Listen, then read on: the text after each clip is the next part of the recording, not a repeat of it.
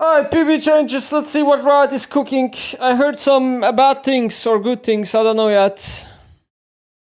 So they're nerfing Ambessa, I can't really comment on that. I mean, her numbers do look pretty crazy, and when you look at the nerfs, like, yeah, they're nerfing the passive range because she would probably outspace every single melee character with her passive in lane. Then they're nerfing like QCD, so I guess like less spammable, and W shield duration goes up, W shield linear scaling. Okay, I mean, whatever, sure. I don't know what this is. Okay, sure.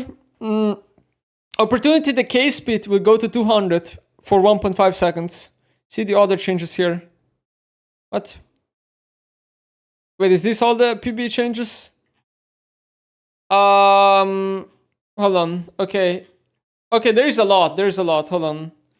Where do I even begin? Okay, so I need to find opportunity now. Here. So opportunity will build out of pickaxe serrated dark longsword instead of red chicks. Which is like, I don't know if I would call that a buff. I think I would call it a nerf or like kind of whatever. No longer grants innate 4% MS. AD will go up by 5. Passive lethality will be 11 millisecond range. These changes were reverted to live in favor of the lethality change. Okay. I would say it's just going to be less mobility, slightly more damage. I think it's like a fun change. Yomu's Ghostblade is now going to grant 4% MS that opportunity lost, and AD on Yomu's is going to go down by 5. And then the recipe is going to be also longsword instead of a pickaxe. I would say that's a nerf to the build path. You would much rather have a pickaxe in most cases, but I would say probably still power neutral, power positive actually change for Yomu's. While opportunity is kind of like neutral, maybe even, I would say maybe power negative a little bit. Okay, so static shoe gonna get a huge change. Cost will go down by 200. AD down by 5, attack speed down by 5%. On kill passive removed, then you have a new passive. Your first 3 auto attacks within 8 seconds, fire chain lightning on hit. Dealing 60 magic damage up to 5 targets, 500 bounce range, increased to 85 against non-champions. Cooldown of 25 to 10 seconds, linear 7 to 12. Starting on first auto attack, fully reset by takedowns. 3 seconds damage window. 3 seconds damage window. Wow. That sounds a little bit too OP, IMO. That sounds a little bit too OP because you're going to walk up to a wave and you're going to auto it 3 times and most of the wave will die because you're getting 3 fast static procs. I think early game speaking, it's probably a better item. The only time where I see this on nerf is maybe when you're killing a champion. But even then, when you kill a champion, your passive will reset now, so you're gonna get additional 60 damage per auto. So I think the item is probably just better. I mean, you're losing 200 gold cheaper for 5 less AD and 5 less attack speed. I definitely think it's better. And I think, especially right now, because Kraken is kind of not in a good state, there's a lot of champions that really like this change. Because they're just getting a cheaper static and they can power into 2nd, 3rd, 4th item faster. I think Jhin, I think Kai'Sa, like, they're both very happy here. Maybe, I don't know who else would buy this, but I think very questionable change. I think this is probably a buff. Yuntal, okay, this is like 3rd or 4th change to Yuntal. Riot has completely failed in making this item be remotely viable. Old pickaxe Noonquiver 775 gold. New BF sword Scout Slingshot Longsword 753k gold. I mean, it's a pretty bad build path. It's a pretty bad build path. BF sword's very hard item to obtain. Scout Slingshot is no longer that bad of an item, but you would much rather have like a pickaxe instead of a BF here, you know? So okay, AD will go down by 10. It will grant you now 20% attack speed. Which is, yeah, okay. No longer grants an innate 25% crit chance. New passive, Practice Miss Lethal. On attack, gains 0.2% crit chance permanently, stacking up to plus 25% at 125 stacks. Wait, what? So you have to only attack 125 times, or what? No, it's probably less than that, right? 5. Yeah, no, it is 125 times, right? So you auto attack 125 times and this passive is fully stacked, right? So, I mean, it depends how much you attack, but I don't think this takes you more than 10 minutes. This is usually a lot less than 10 minutes. So,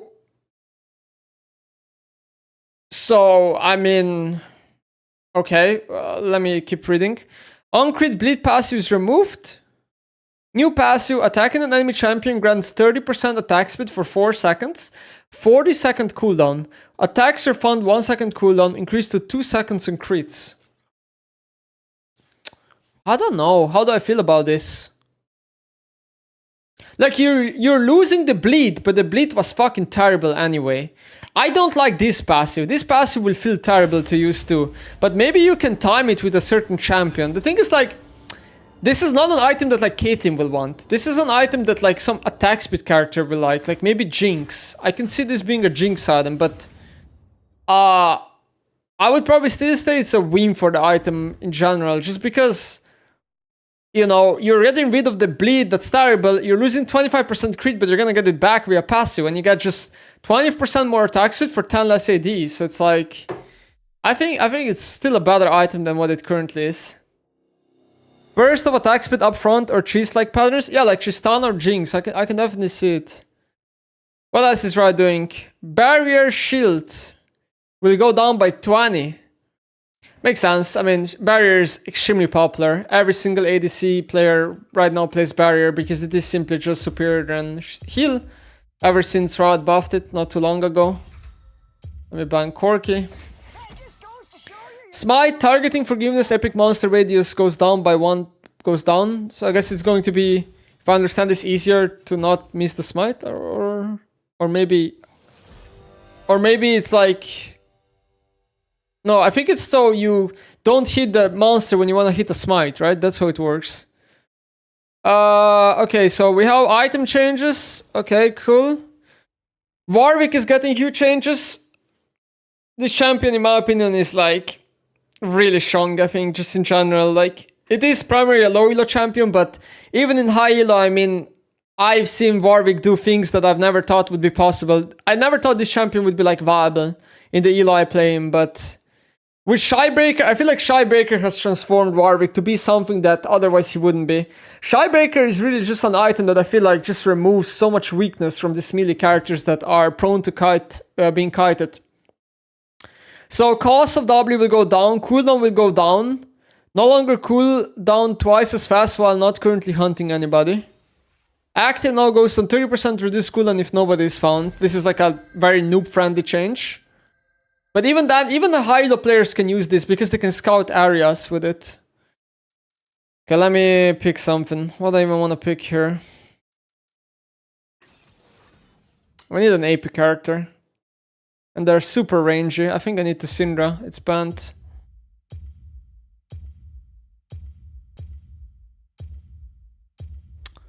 I honestly don't know what I like here. Ahri. Active no longer goes on a 3-second cooldown in combat. So you can use it in combat, basically, or what?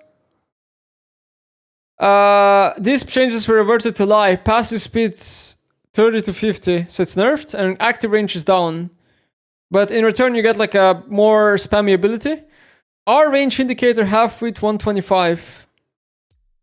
No longer hits targets behind you on cast. Okay, so I guess like quality of life buffs and stuff. I don't really think this Warwick changes will do much to the character. I think it's still going to be great. I don't know. I don't really see. They just make W a little bit more spammy, maybe a little bit less powerful in range and stuff. Like, it's still a fine spell. Swain is gonna get buffed, Amber will go up. Swain is really terrible right now. I played him myself. Even game 1 when I played him, it felt pretty bad. I feel like the new E doesn't feel that good even though it's faster. Q base damage. A new Swain W is literally the worst ability in the game now. I swear, it's the worst ability. 20 more damage on Q, which is nice. Our healing goes up. Yeah, it's just like stat check Swain buffs, he needs them. I think Aurelia changes look absolutely insane to me. Passive will now apply to Shockers for 0.5 damage. So Riot has done that to a lot of characters recently. Jax can W and ult the tower, Gragas can W the tower, Fiora I think can Q the tower. There's like a lot of characters that Riot does where they add tower damage to them in the kit, right? And it makes me wonder if one day Yasuo and Yon are gonna be able to Q the tower. I'm not even kidding. Or maybe Smolder or somebody like that, but I think this is like such an insane buff. It's like so hard to tell you guys how insane this is, and this is going to be super highly skewed buff in my opinion. Because Passive will now refresh stacks when attacking turrets. So what's gonna happen is she's gonna one-shot the wave, crash the wave in, you're gonna be coming up base, she's gonna keep the Passive up on tower, and then she's just gonna dive you, suicide with you, and then you're gonna lose the entire wave. Like, stuff like that is going to happen now when you play against Aurelia. I think this buff is insane. Like, it's such an insane buff. This will change the dynamic of how Aurelia is being played so much in certain matchups. You're going to be able to squeeze so much more in when you play her. I'm scared of this change. I think it's insanely scary change. I really do question whether this is a good change for the game. But I kind of get it. She's shocking because I guess like Boar got nerfed, right? So yeah, okay, these are all the PBE changes.